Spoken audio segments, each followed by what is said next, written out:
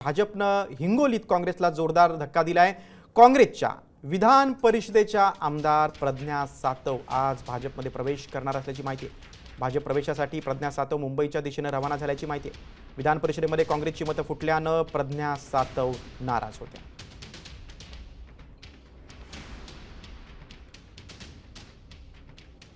कोणी भाजपमध्ये येत असेल तर आम्ही खऱ्या अर्थाने त्यांचं स्वागतच करतो। शेवटी प्रज्ञा सातवची माझी काही या विषयावर चर्चा झाली नाही।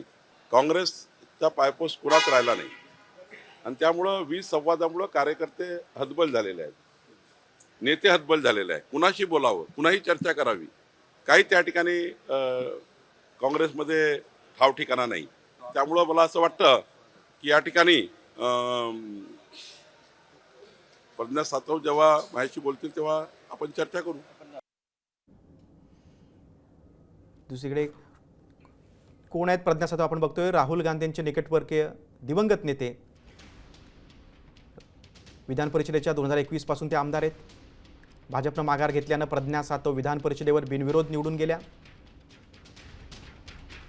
2021 पासून महाराष्ट्र प्रदेश काँग्रेसच्या त्या उपाध्यक्ष आहेत। महाराष्ट्र प्रदेश काँग्रेस कमिटीच्या उपाध्यक्ष आहेत त्या।